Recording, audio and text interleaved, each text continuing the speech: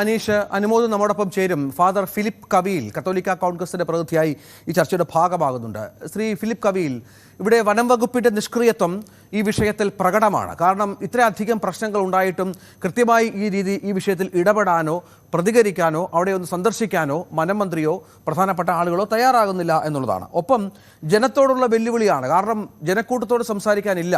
Vote ചെയ്ത് ജയിപ്പിച്ച ജനങ്ങളോടാണ് മന്ത്രി പറയുന്നത്, ജനക്കൂട്ടത്തോടല്ല, ഉത്തരവാദിത്തപ്പെട്ടവരോട് മാത്രം സംസാരിക്കുകയുള്ളൂ എന്ന് പറയുന്നത്.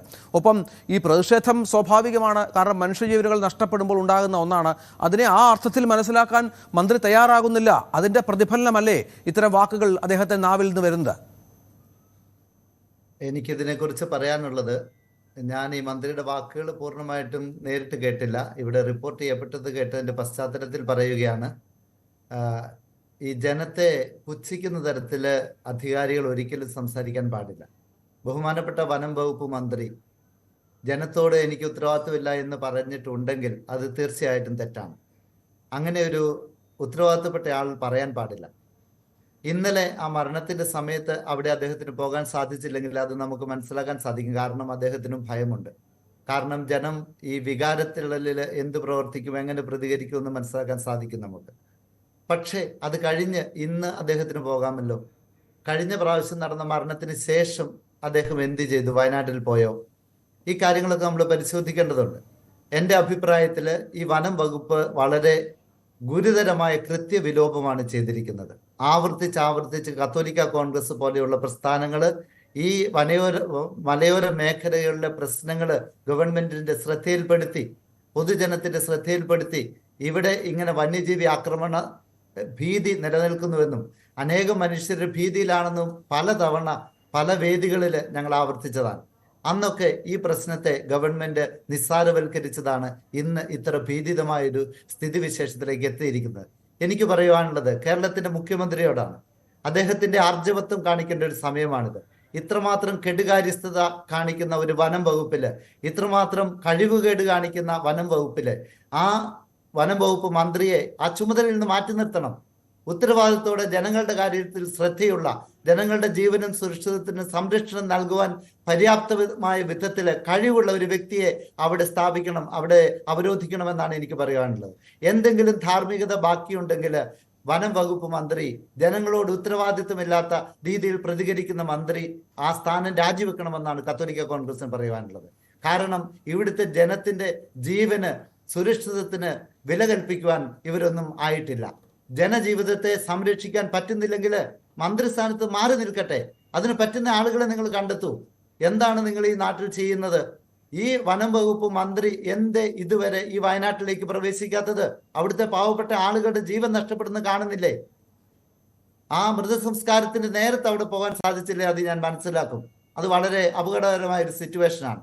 അതുപോലെ ജനങ്ങളോടും എനിക്ക് പറയുവാനുള്ളത്, നമ്മൾ നിയമം കയ്യിലെടുക്കരുത്, ശാന്തതയോടെ വേണം. ഇന്നലെ നമ്മൾ ഫാദർ ഫിലിപ്പ് കവീൽ, ഇന്നലെ നമ്മൾ അതിന്റെ പ്രതിഫലനം കണ്ടു. കാരണം ചത്ത പശുവിന്റെ മൃതശരീരം, ജഡം, അത് വനംവകുപ്പിന്റെ ജീപ്പിന് മുകളിൽ വെച്ച് പ്രതിഷേധിക്കുന്നു, റീത്ത് വെക്കുന്നു. അത് വല്ലാത്തൊരു വൈകാരിക തലമാണ്. കാരണം അവരുടെ കൂടെ ഉണ്ടായിരുന്ന വിലപ്പെട്ട ജീവനുകൾ നഷ്ടപ്പെട്ടുകൊണ്ടിരിക്കുന്നു. ഇപ്പോഴും പുലിയുടെയും കടുവയുടെയും ആക്രമണം ഉണ്ടാകുന്നു. ഈ ആനകൾ ഇറങ്ങുന്നു. ഈ ഇറങ്ങി കൊന്ന ആനയെപ്പോലും പിടിക്കാൻ വനംവകുപ്പിനാകുന്നില്ല. അങ്ങനെ ഒരുപാട് പ്രശ്നങ്ങൾ അവിടെയുണ്ട്. അവിടെയൊന്നും ഫലപ്രദമായി ജനത്തെ ബോധ്യപ്പെടുത്തത്തക്ക വിധം നിങ്ങളുടെ പ്രശ്നങ്ങൾ ഞങ്ങൾ പരിഹരിക്കും, എന്താണ് വേണ്ടതെന്നുള്ള നിങ്ങളുടെ പ്രതിനിധികളുമായി സംസാരിക്കും എന്ന് പറയുന്നതിനപ്പുറത്താണ് ഇത്തരത്തിൽ നിഷേധാത്മകമായ ഈ ജനത്തെ മൈൻഡ് ചെയ്യാത്ത നിലപാട് മന്ത്രിയുടെ ഭാഗത്തുനിന്നുണ്ടാകുന്നത് എന്നുള്ളതാണ്. അത് വളരെ വളരെ വളരെ വലിയ തെറ്റാണ്. ജനത്തെ അവഗണിച്ചുകൊണ്ട് ഒരു ഭരണാധികാരിക്ക് മുന്നോട്ട് പോകാൻ പറ്റിയല്ല എന്ന് അദ്ദേഹം ആദ്യം മനസ്സിലാക്കണം. ജനത്തോടാണ്, ഒരാൾക്കൂട്ടത്തോട് ഞാൻ സംസാരിക്കുകയല്ല എന്ന് പറയുന്നതും ജനത്തെ അവഗണിക്കുന്ന പറയുന്ന വ്യത്യാസമുണ്ട്. ഒരു ബഹളം വെക്കുന്ന ആൾക്കൂട്ടത്തോട് സംസാരിക്കാൻ ബുദ്ധിമുട്ടുണ്ട്. അത് സ്വാഭാവികമായിട്ട് നമുക്ക് മനസ്സിലാക്കാം. പക്ഷേ ഇവിടെ നേതാക്കളുണ്ട്, ഇവിടെ ഉന്നതരായ വ്യക്തികളുണ്ട്. അവർ വഴി ആ സ്ഥലത്ത് പോയി സംസാരിക്കാൻ പിന്നീട് സാധിക്കല്ലേ? ഈ മരണം കഴിഞ്ഞ് ദിവസങ്ങൾ കഴിഞ്ഞിട്ടും, ഇന്നലത്തെ അല്ല ഞാൻ പറഞ്ഞ കഴിഞ്ഞ ദിവസങ്ങളിലെ മരണങ്ങൾ ഇത് മാത്രമല്ല, ഇവിടെ പല സ്ഥലങ്ങളിൽ മരണം നടന്നു. ഈ കണ്ണൂർ ഡിസ്ട്രിക്റ്റിലെ ഇരിട്ടിക്ക് അടുത്തുള്ള പെരിങ്കരയിലെ ജസ്റ്റിൻ എന്ന വ്യക്തിയെ ആന ചവിട്ടി കൊന്നു. ഈ വനംവകുപ്പ് മന്ത്രി ആ പ്രദേശത്ത് വന്നോ? അതിനുശേഷം ഇരിട്ടിക്കടുത്ത് തന്നെയുള്ള നെല്ലിക്കാമ്പൊയിലെ ജോസ് ആത്രശ്ശേരി എന്ന് പറയുന്ന വ്യക്തിയെ ആന ചവിട്ടി കൊന്നു. അത് പട്ടണ പ്രദേശമാണ്. ഈ വനം വകുപ്പ് മന്ത്രിയോ വനം വകുപ്പിലെ ആളുകളോ അവിടെ വന്ന് എന്ത് ചെയ്തു? അതിനുശേഷം ഇന്നലെ ബളാൽ എന്ന് പറയുന്ന കാസർഗോഡ് ഡിസ്ട്രിക്റ്റിലെ ബളാലില് രണ്ടുപേരെ, ഒരു അപ്പനെയും മകളെയും കാട്ടുപന്നി ആക്രമിച്ച് അവർ കാഞ്ഞങ്ങാട് ആശുപത്രി കിടക്കുകയാണ്. അതിനു മുമ്പ് ഇരിട്ടിക്ക് അടുത്ത് തന്നെയുള്ള എടൂർ എന്ന് പറയുന്ന സ്ഥലത്ത് നാരായണൻ എന്ന് പറയുന്ന വ്യക്തിയെ കാട്ടുപന്നി ദേഹമാസകലം കുത്തി മുറിവേൽപ്പിച്ച് ചികിത്സയിലായിട്ട് കണ്ണൂർ ഡിസ്ട്രിക്ട് ഹോസ്പിറ്റലിൽ കിടന്നിട്ട് ഈ വനം വകുപ്പിലെ മന്ത്രി അനങ്ങിയോ? ഇത് കേരളത്തിൽ ഉടനീളം അരങ്ങേറുന്ന ഒരു അല്ല, ഈ പ്രതിഷേധങ്ങൾ ഫാദർ, ഈ പ്രതിഷേധങ്ങൾ ഉയരുമ്പോൾ മാത്രമാണ് ഇത്രയധികം ആ വയനാട്ടിലെ ജനങ്ങൾ പ്രതിഷേധിച്ചില്ലായിരുന്നുവെങ്കിൽ ഈ ഇടപെടൽ പോലും സർക്കാരിന്റെ ഭാഗത്തുനിന്ന് ഉണ്ടാകില്ല എന്നുള്ളതാണ്. അത്ര നിഷ്ക്രിയമായാണ് ഓരോ ദിവസവും ഈ മന്ത്രി ഈ വിഷയത്തോട് പ്രതികരിക്കുന്നത്. ഇപ്പോൾ നമ്മൾ അതാണ് ആ സ്ഥാനത്ത് ഇദ്ദേഹം ഇരിക്കാൻ അർഹനാണോ എന്ന ചോദ്യത്തിന്റെ പ്രധാനപ്പെട്ട പ്രസക്തി അതാണ്.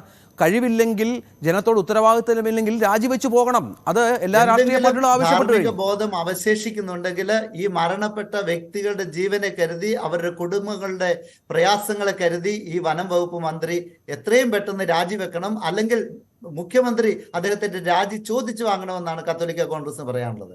കാരണം ജനജീവനെ പന്താടാൻ ഇനി അനുവദിക്കുകയല്ല ജനങ്ങൾ.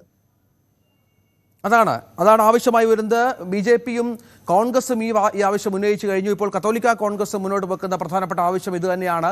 ഒരു തരത്തിലും ആ സ്ഥാനത്ത് തുടരാൻ പറ്റാത്ത ഒരു മന്ത്രിയായി വനംവകുപ്പ് മന്ത്രി മാറുന്നു. ഇതിന്റെ അകത്ത് യാതൊരു രാഷ്ട്രീയമില്ല എന്ന് കൂടെ പറയാൻ ഞാൻ ആഗ്രഹിക്കുകയാണ്. കാരണം നമുക്ക് കഴിവിട്ട ഭരണാധികാരികളെയാണ് വേണ്ടത്. നമ്മുടെ ജീവനെ സംരക്ഷിക്കാൻ പറ്റുന്ന ഭരണാധികാരികളെയാണ് വേണ്ടത്. ഇപ്പം വനം വകുപ്പാണ് ഈ വന്യജീവികളെ വനത്തിൽ നിർത്തേണ്ടതിന്റെ ഉത്തരവാദിത്വം. അതിനുള്ള വകുപ്പാണല്ലോ വനം വകുപ്പ്. അപ്പൊ അവരത് ചെയ്യുന്നില്ലെങ്കിൽ, ആ ഉത്തരവാദിത്വത്തിന് അവർക്ക് തുടരാൻ സാധിക്കുന്നില്ലെങ്കിൽ അവര് രാജിവെച്ച് അതിന് സാധിക്കുന്നവരെ അവിടെ ഇരുത്തണം എന്നാണ് ഞങ്ങൾക്ക് പറയാനുള്ളത്. രാഷ്ട്രീയമില്ലാത്ത ജനത്തിന്റെ മാത്രം വികാരം അനുസരിച്ചുള്ള പ്രസ്താവനയാണ് ഫാദർ ഫിലിപ്പ് കവീലിന്റെ ഭാഗത്തുനിന്നുണ്ടാകുന്നത്. കാരണം അത്രത്തോളം വലിയ പ്രതിഷേധം അവിടെ നടക്കുന്നു എന്നുള്ളതാണ്. രാഹുൽ ഗാന്ധി ഈ ഒരു കാര്യം കൂടെ പറയാൻ പറഞ്ഞോളൂ ഫാദർ. ഒരു കാര്യം കൂടെ പറയാൻ ആഗ്രഹിക്കുന്നത്, ഇത് ഈ സംഭവം പതിവ് പോലെ കെട്ടടങ്ങുമെന്ന് സർക്കാർ വിചാരിക്കേണ്ട. ഞങ്ങൾ വലിയ പ്രതിഷേധത്തിലാണ്. 22-ാം തീയതി വയനാട് കൽപ്പറ്റയിലുള്ള കളക്ടറേറ്റിന് മുമ്പിൽ തലശ്ശേരി, താമരശ്ശേരി, മാനന്തവാടി രൂപതകളിലെ കത്തോലിക്ക കോൺഗ്രസിന്റെ നേതൃത്വത്തിൽ സർവ്വവിധ സംഘടനകളെയും ഏകോപിപ്പിച്ചുകൊണ്ട് കർഷകരുടെ വികാരങ്ങള്, പാവപ്പെട്ടവന്റെ വേദനകള് സർക്കാരിന് മുമ്പിൽ ഞങ്ങൾ അവതരിപ്പിക്കും. ഞങ്ങൾ നിയമം കയ്യിലെടുക്കുകയല്ല. ഞങ്ങൾ സമാധാനപരമായ ഉപവാസ സമരത്തിൽ തുടങ്ങും. ഉച്ചകഴിഞ്ഞ് റാലിയും പൊതുസമ്മേളനവും നടക്കും. അതിൽ അഭിമന്യ പാമ്പളാനി പിതാവും, അഭിമന്യ റെമീജിയസ് ഇഞ്ചനാനി പിതാവും, അഭിമന്യ ജോസ് പൊരുന്നടം പിതാവും, അലക്സ് പിതാവും പങ്കെടുക്കും. ഈ ജനരോഷത്തെ ഇനി കണ്ടില്ല എന്ന് സർക്കാരുകൾക്ക് ചിന്തിക്കാൻ പറ്റിയാത്ത വിധത്തില് ജനരോഷം കൂടി ഉണ്ടാകും. ഇതൊരു മുന്നറിയിപ്പ് തന്നെയാണ്. അതാണ് അത്തരത്തിലുള്ള ജനരോഷത്തിന് സാക്ഷ്യം വഹിക്കുകയാണ് വയനാട് എന്നുള്ളതാണ്. സർക്കാരിനെതിരെ വലിയ രൂക്ഷ വിമർശനം എല്ലാ സംഘടനകളുടെയും. ഒരു കാര്യം കൂടെ ഞാൻ പറയട്ടെ. ഈ കൊല്ലപ്പെട്ട വ്യക്തികളുടെ കുടുംബത്തെ ഞങ്ങൾ ചേർത്ത് നിർത്തും. വയനാട്ടിലെ അജീഷ് മരിച്ചപ്പോഴ് അഭിമന്യ ജോസ് പൊരുന്നേടം പിതാവ് പറഞ്ഞു, ഒരു ഗവൺമെന്റ് ഇടപെടുന്നതിന് മുമ്പേ പറഞ്ഞു, ഈ കുടുംബത്തെ ഞങ്ങൾ സംരക്ഷിക്കും. 10 ലക്ഷം രൂപ മാനന്തവാടി രൂപത, കത്തോലിക്ക രൂപത അവർക്ക് കൊടുത്തു. അതെന്താണ് കാണിക്കുന്നത്? ഈ ജനത്തോടുള്ള പ്രതിബദ്ധതയാണ് കാണിക്കുന്നത്. എന്തേ ഈ വനം വകുപ്പ് മന്ത്രിക്ക് പോലും ഇങ്ങനെ ഒരു പ്രതിബദ്ധത ഇല്ലാത്തത്? ഇവിടെ ആളുകൾ മരിക്കുമ്പോൾ ചെറിയൊരു നക്കാപ്പിച്ച കൊടുത്ത് അവരെ ആശ്വസിപ്പിച്ച് നിർത്തുകയാണ്. ഞാൻ പറയും, ഒരു മനുഷ്യജീവൻ നഷ്ടപ്പെട്ടാൽ 1 കോടി രൂപ കൊടുക്കണം. അത് വനം വകുപ്പ് കൊടുക്കണം. വന്യജീവികളുടെ ആക്രമണം മൂലം ഇവിടുത്തെ സാധാരണക്കാരന്റെ ജീവൻ നഷ്ടപ്പെട്ടാൽ 1 കോടി രൂപ കൊടുക്കണമെന്നാണ് ഞങ്ങൾക്ക് പറയാനുള്ളത്. അതുപോലെ വിവിധ ആശുപത്രികളില് വിവിധ തരത്തിലുള്ള വന്യജീവികളുടെ ആക്രമണം മൂലം ചികിത്സയിലായിരിക്കുന്ന ആളുകളെയും സംരക്ഷിക്കണം. ഇപ്പൊ ആ കാഞ്ഞങ്ങാട് ആശുപത്രി കിടക്കുന്ന ആ വ്യക്തികളെ ഇവരാരും തിരിഞ്ഞു നോക്കിയിട്ടില്ല. കണ്ണൂര് ഗവൺമെന്റ് ആശുപത്രിയിൽ ഉണ്ടായിരുന്ന ആ നാരായണനെ ആരും തിരിഞ്ഞു നോക്കിയിട്ടില്ല. ഇവരെയൊക്കെ അന്വേഷിക്കണം. അതിനൊക്കെ വനം വകുപ്പിന് ഉത്തരവാദിത്വമുണ്ട്. നന്ദി ഫാദർ ഫിലിപ്പ് കവീൽ ഈ ചർച്ചയുടെ ഭാഗമായതിന്.